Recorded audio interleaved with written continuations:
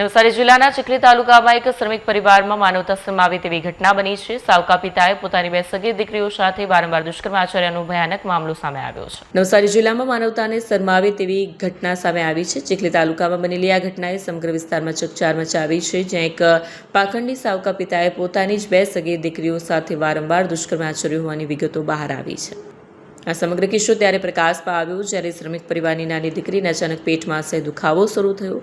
ચિંતિત માતા પિતા તરત તેને સારવાર માટે કુકેરી પીએચસી સેન્ટર ખાતે લઈ ગયા, જ્યાં ડોક્ટરે પ્રાથમિક તપાસ દરમિયાન દીકરી ગર્ભવતી હોવાની શંકા વ્યક્ત કરી।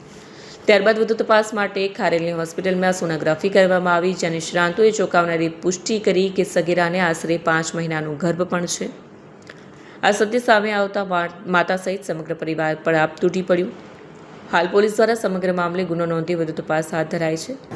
ચીખલી પોલીસ સ્ટેશનમાં એક દુષ્કર્મનો કેસ આવેલો, જેની વિગત એવી છે કે આ કામના આરોપી અનિલ અમૃતભાઈ રાઠોડ, કે જે ચીખલી તાલુકા વિસ્તારમાં રહે છે, તે એક મહિલા સાથે છેલ્લા 6 વર્ષથી લિવ ઇન રિલેશનમાં રહેતા હતા।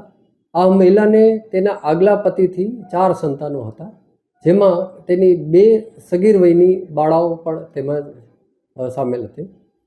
આ બાળાઓ સાથે આ જ ગામના આરોપીઓ, કે જે આ પત્ની જે એની મા હતી એની સાથે લિવ ઇનમાં રહેતા હતા, એની બાળાઓ બંને સગીર વયને તેની સાથે તેણે દુષ્કર્મ કરેલું અને ઘણા સમયથી દુષ્કર્મ કરી આવતો હતો।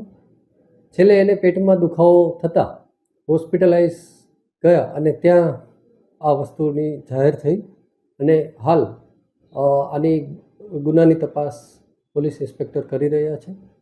ઉપરાંત આરોપી જે અનિલ રાઠોડની ધરપકડ કરી અને કાયદેસર કાર્યવાહી કરેલ।